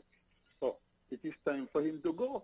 It is time for Dr. Jew and Congress to take hold of the party, ask Sister Marcella, Sister Honorable Marcella to leave, and Dr. Douglas to leave, and bring the party in line to their philosophy, not to the philosophy of party, 20 and 25 and 30 years gone, that is done gone. And the person who is there still holding that ship would not ever change to suit them. They would always have to come to him. So it's time for them to realize that, hey, it's time for either us to jump ship and leave it in his hand, or he has to leave. It's time for them to put Dr. Douglas in the pasture like graze. His time is up. So you want him come to realize that. You want him graze in the pasture, you say? You say you want him graze in the pasture? Yes, he needs to go in the pasture and graze. Okay. All right, the my next brother. thing is that where the last caller was mentioning about his first point. It loses me just now. The caller? Yeah, the last caller. Uh-huh. His first point. I can't even remember myself what Yeah, his first point was. he- His first point was about the EU and going down fighting, or going down, that Gaston Brown is going down fighting. I can't understand. If you're down, you're down. Well, I don't understand myself. So he himself just wants a grand stage to dance on as well. Yes. But the Labour Party have to realize that it's time for them to change the hierarchy. And if that is not done, well, I ain't see them like you mentioned. How do you respond? The next term. But you did a favor for them. You stopped counting the terms. So Yes, as far as we concerned, but the time is up now for them to Dr. Jew, who keep talking about youth, and Honorable Congress. They have to take the mantle of the party. Before that, my next point was, sorry. The caller made mention about the speaker went outside his way, in a sense, not word for word, to find information.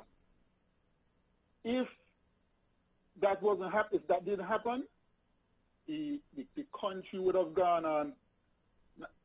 All the listeners, because I listened, all the listeners would have gone on to feel like Dr. Harris had done something in favor of his brother in terms of the appointment, wherein that the appointment was done not with Dr. Harris.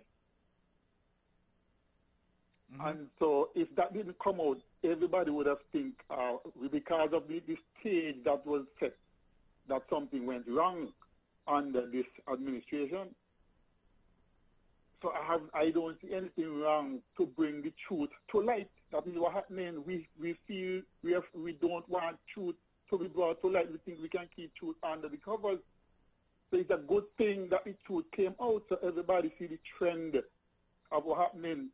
And as far as I'm concerned, none of the letters they say that the one which gave him termination wasn't signed by Dr. Harris. The one which rescinded the suspension or whatever it is wasn't signed by Dr. Harris. So it is a good thing that the Speaker of the House did what he had to do to make sure that the truth is brought out, is the truth that is brought out in that assembly. Okay. All right, my brother. Thank you for your call. It is 9:30. We're taking some more calls. Good evening. You're on the mark. Good night to the Honorable Mark Brandy. Good night to you. Mark, I want to wish you advance. What the greeting? Advance, right? Yes, brother. Yeah, I want to wish you a happy advance. Both the greetings to you. Wish you all the best. At the age of 50 now, I think I'm away above you. And I just want to wish the Federation of St. Kitts Navy a happy new year And I believe we had a successful 2018 and moving on to 2019. I wish it could be better because the people of this country feel a little ease under a unity banner. You all come together and you all make this happen, and we are at the proud of what this unity government is doing to the Federation of St. Kitts and Nevis. And there is a lot of hypocrite and parasites out there as far as I can concerned. You understand?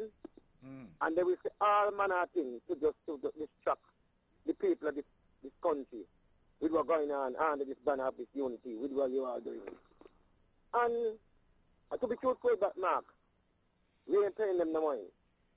And as far as the vote of the confidence where Dr. Douglas brings to the Prime Minister and the government, I believe that was a failure to the people because everybody, even the supporters, them and all, want to know what he call emotion and no confidence for.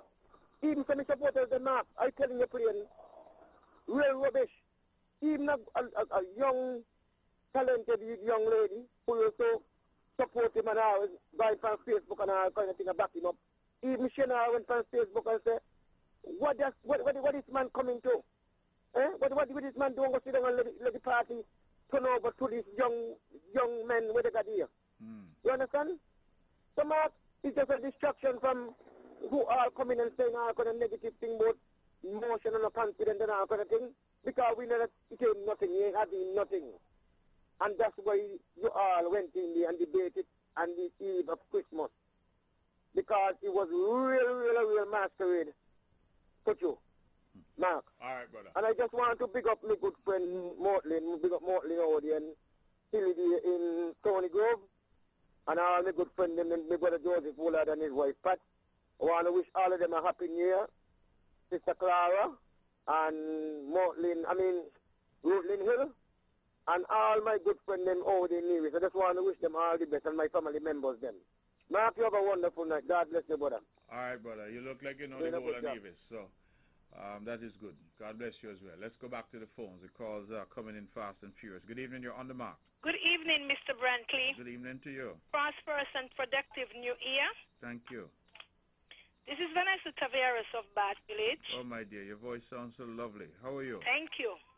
Mr. Brantley, could you please give me minutes on your well-listened talk show to express my gratitude to the people of Nevis. Last year and the past few years has been a rough one for me. But if you serve the God that I'm serving, you know he's awesome. If I start to call names tonight, Mr. Brantley, I don't think I'm going to stop until next year.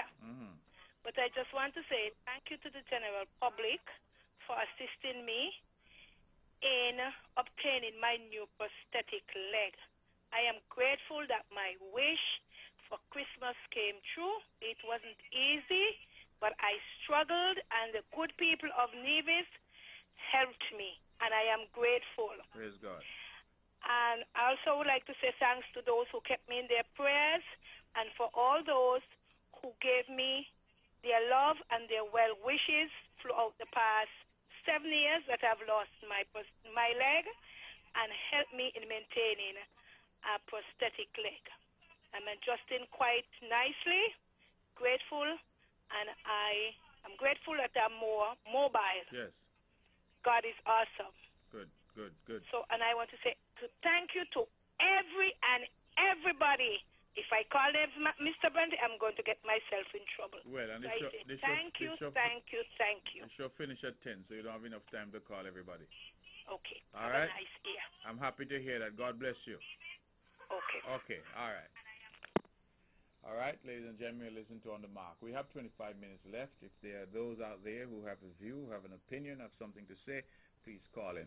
You know, earlier somebody said that it was cold in Canada, and it occurred to me that it is so cold here as well.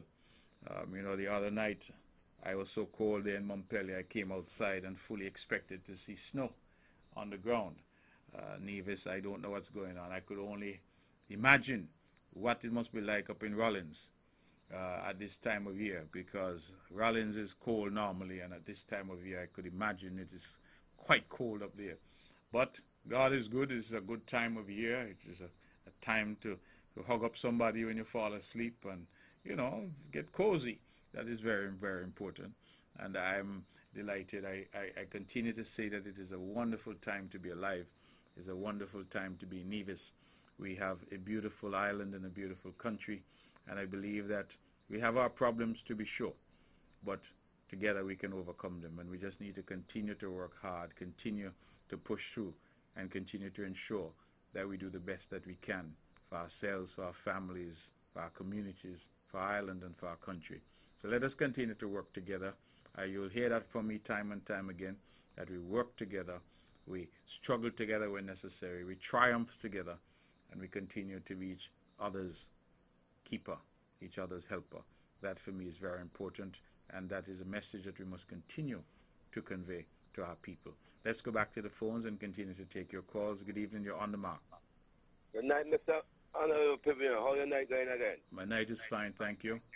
Yeah, I just like to follow up on some discussion here and the man there who used to be the working for the college and was another job he had, but we want to outline his level of profession, but we just want to bring something more valuable to the discussion what you all had earlier. And it's very seldom to see that you talk about the team unity government and the level of this 4 years achievement and the farm administration of the 20 years consentment with how it pursue its governance work. I would like to say, both of you all and the aspect, the trustworthy of it is still fraudulent when it comes to our people and the level that we see, because you all go on ground and pursue deals that don't know help to develop our safety coverage when it comes to security ground levels. What are you really saying? Talk plain English so I could understand you. What deals have the government pursued that in your view? Yes, talk plain, right. That your government need to take the Queen of England and stop straight to her, because it's time now. So how does swearing to the Queen of England have anything to do with security? Explain that to me. I mean, it makes you less secure? Get training from America government system that is protecting their interests and the policies that were only in the world. Let me ask you a straight question. Yes, go ahead. If I swear to the Queen of England, that make you more secure or less secure? But less secure, because how does it impact your security? So let me ask you something. If you swear to Haile Selassie the first, and I swear to Jehovah God, you swearing to Selassie make me less secure? Or vice versa? No. So yes, sir. Then let me tell you why I said that, because you are trying to make it look like a contradicting way. But you can't fool me, Mr. Mapp. Let me tell you that I am, because I how much level you carry as your profession in your academical honors.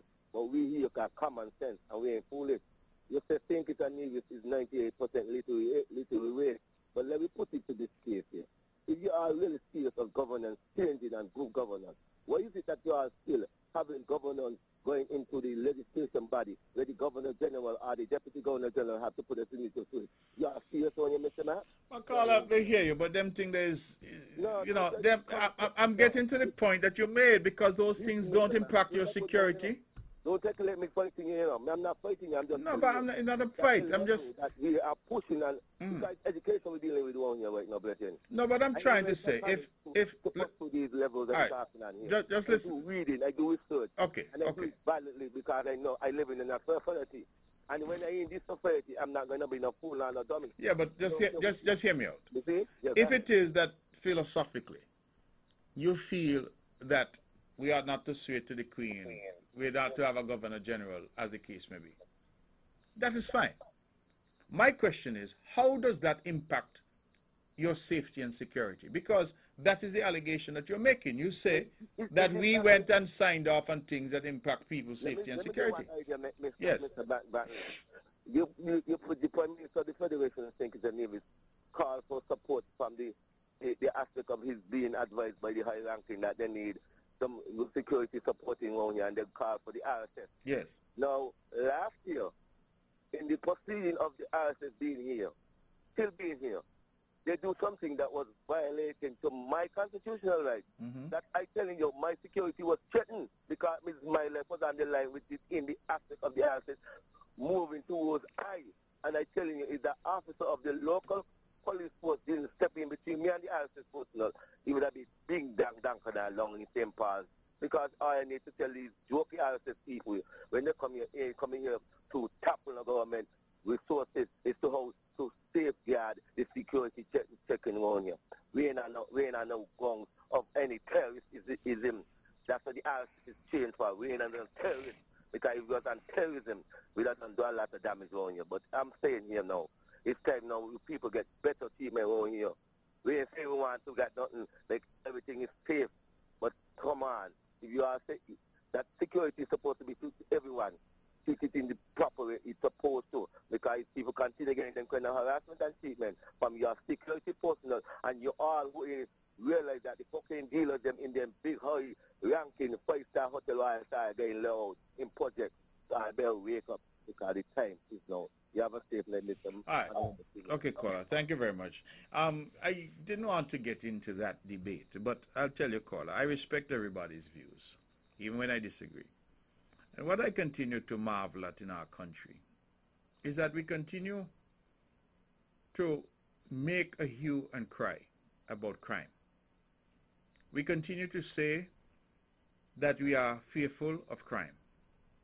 We continue in every speech to talk about who got shot, who got stabbed, the state of criminality in the country. And yet, when the government seeks to take action to deal with crime, the very people who call into the airwaves on a daily basis complaining about crime then start to complain about the actions that are being taken.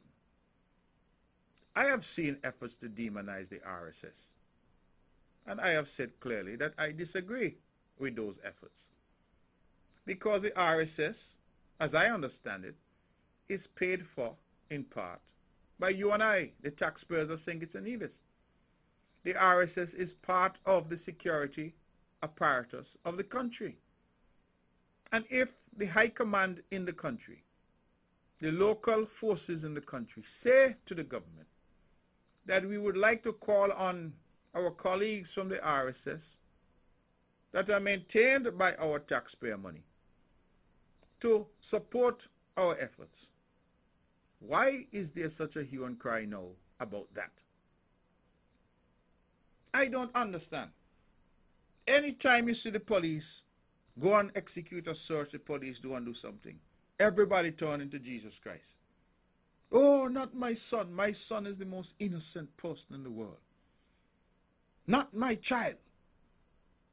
But yet, when you talk to law enforcement say, it's them boys that shoot up the place, and them a kill people, and them a rob and thief, and do all the badness in the country. But the minute the police go rap on the door, the family turn them into Jesus Christ. Them named Moses. Them named Joshua and Obadiah. And I'm saying, let us get real in the country. You may not like me for saying so, but let us get real in the country. You can't have it both ways. You can't have people terrorizing the country and we argue and we cry out about it and we say to the government, you're not doing your job. You need to do your job. You need to keep us safe. And then when the government responds on the advice of the technocrats, on the advice of the police, this is what we're going to do. We're going to deploy more forces. We're going to have more stringent measures. We're going to do searches, stop and search. The same people turn around and cuss the government. But what is it you want the government to do? You want the government to address the issue, or you want the criminals to roam free and terrorize you and terrorize me? We can't have it both ways. And it seems to me that in this country, we want to be able to lament the fact that we have a problem, but then curse anybody who tries to deal with the problem. So you have a problem, you go hospital with a sore foot, and your foot hurting you and anything, and the nurse said, let me put a dressing on it, and then you start to cuss the nurse. What are you dressing my foot for? That is how we are behaving in the country. You said we have a literacy rate of 98%. Well, let us show it, and let us act like it. And let us stop behaving As if this problem is going to solve itself, because it won't. And the next victim of crime could be any of us. It could be any of us. So when a government responds to a bad situation with what the experts are saying to the government is a potential solution, or at least to provide an ease to that bad situation, I would imagine the public would welcome that. The minute now the RSS leaves, or the police leave a community, and the bad man them start to do bad things again, you're all on the radio, calling and making noise. The government not doing this and the government not doing that. But when the government takes action, same people on the radio ball, government must stop doing that, and the police this and the police that. Well, what you all want? You want the police to just say, listen, let me stay in barracks. Let us stay in the police station. Let the people them do what they want. We now stop and search nobody. Let them kill who they want. Let them do what they want. Huh? Have we ever stopped to consider that these police officers, these RSS members, all of them, they have their family too? They have their loved ones. They left their loved ones in Barbados, Grenada, St. Vincent, Antigua. They have come here to try and help us. As indeed in any of their islands when they need it, we will go and help them. That is the system, the RSS system. So when they come and they put themselves on the line, let us at least give them a modicum of respect and a modicum of thanks for their sacrifice. Just as we give those officers who serve us here our respect and our thanks for their sacrifice. And if we truly are literate people, let us start to act like it. I know these are not things that people like me to hear, or politicians not talk, so on this and that. But sometimes we need a reality check. We need a reality check. Because when something bad happens, the police are our first port of call. But we are quick to criticize them when they take action. How many times you hear people calling and say the police did a good job? You tell me that, caller. How many times the police did a good job? Thank you, officer. No. If they do a good job 100 times and they do something wrong once, you're going to hear about the once. And every radio station and every TV station and every Facebook page, you can follow that. And I'm saying it's unfair. It's unreasonable. And no force, no government, nobody can function in that kind of environment. Our people need to wake up and understand what is going on. Crime is a cancer. And the cancer has to be eradicated from our midst. It has to be dealt with. And I don't hold any water in my mouth to say so. I speak to all the youngsters them around. Stay away from crime. I've said to some youngsters, listen, if I can help you, I prefer to help you than for you to go and do something silly. Stay away from crime. Jail can't sweet. I went in jail once, and when I hear the door clang, I break out in clammy sweat. Sweat coming from all my head, every pore in my body, and all I hear is the door clang. And I wasn't in jail. I only went there to visit somebody. Once, I said, not me ain't going back in there. So nobody wants to go there. Nobody wants to go down in the Britannic before the time. So let us wake up and stop this foolishness where we get on the radio and we get on wave and we bash and we cuss and we carry on. When at the end of the day, these people are here to try and help us. Let us recognize what is going on in the country. I'm not saying that the police and they must get free pass and must do what they want. I'm not subscribing to that. But I think that it is regrettable when we know we have criminal in our house. We know, because the parents them know. They know they got criminal in the house. When the police come and say search warrant and knock on the door, the same parents them say, my son is a Sunday school teacher. Huh?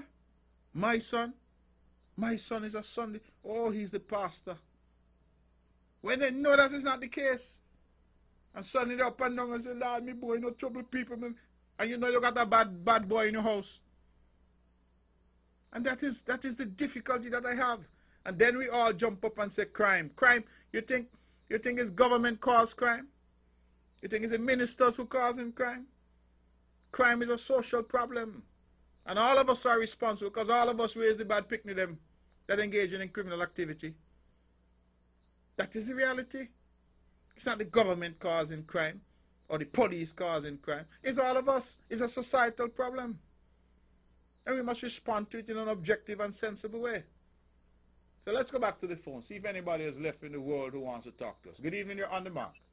Mark, it is sad to hear somebody comment them coming from people, especially journalists and all those people who, you know, go out there and look information about these things, especially this situation with Marriott.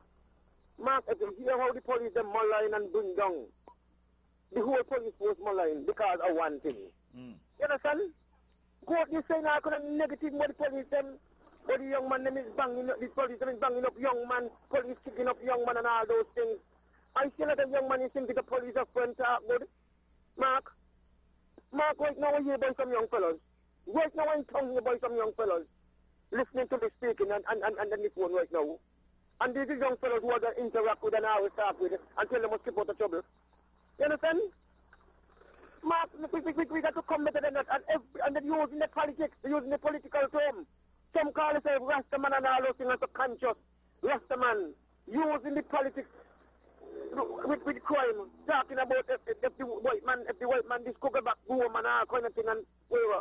Let the white man shoot down somebody or kill somebody here. I'm not agree with us going down with the police them.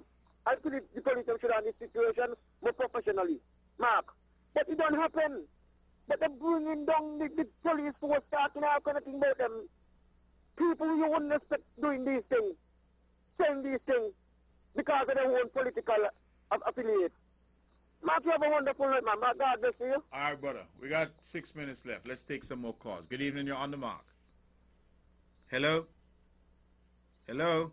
Okay, that caller isn't there. Callers, again, 469-1616, 469-1700. Let's try this call. Good evening. You're on the mark. Yes, Mr. Honorable. How your night going again? My night is going good. Well, I hear you make some statement there, so I have to call and just say, I ain't hearing you to consider of chasing any officers, but we say, once they violate my human rights and my constitutional rights, we have a problem on here. I'm not favoriting no politician either. I'm not trusting no system that's going to create a double standard around me. Well, we have a problem, my virgin. It's serious time here around here. You said, let me deal with this here. We're ready to deal with this here. Because it's too like this thing is only cook out when it comes to the money makers. Well, I will challenge you tonight, Mr. Premier. If you're really serious about knocking down doors, let me go into those big hotels where you all have an island. And you see more cocaine dealers on you with their guns, maintaining. All right, caller. Well, we thank you for that. Whether they're cocaine dealer or any kind of dealer, the law is a law is a law. And if it's against the law, it's against the law.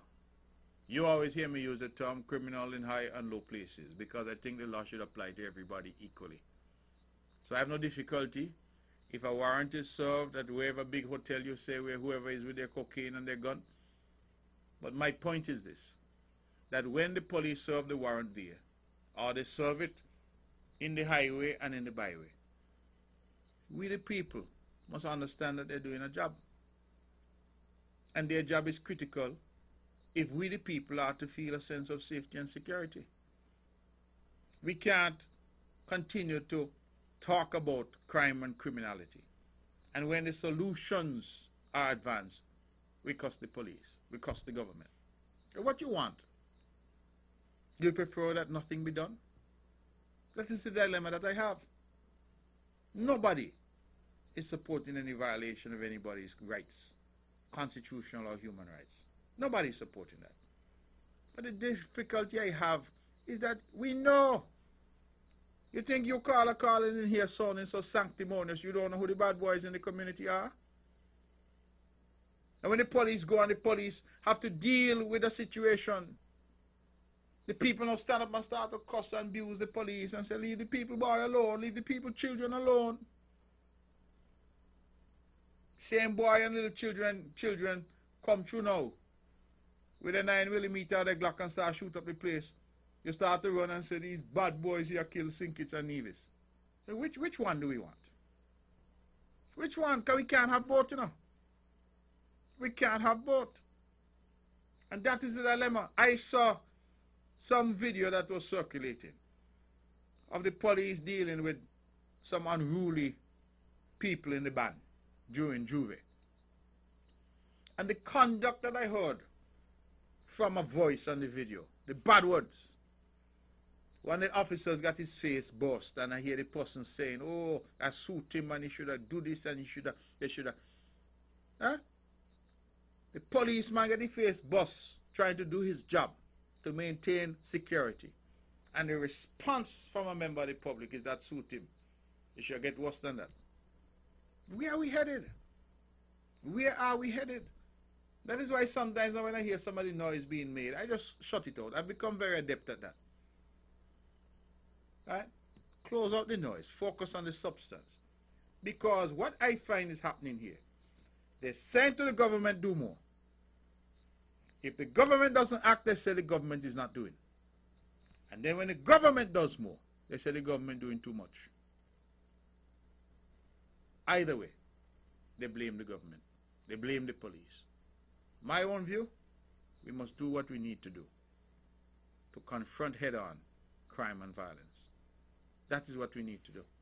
You think it is good to wake up as a Premier Nevis 2019, wake up out of my bed 6 o'clock in the morning to hear that 2 young men have been shot? You think that's the news that I want to greet me? The first day of this year of our Lord 2019? So when these things happen, what I must supposed to do? Tell the police stay in the police station? Don't bother go look for the dirty criminal them that do it? That's what you want me to do? I mean, this is not realistic. And we must stop with this.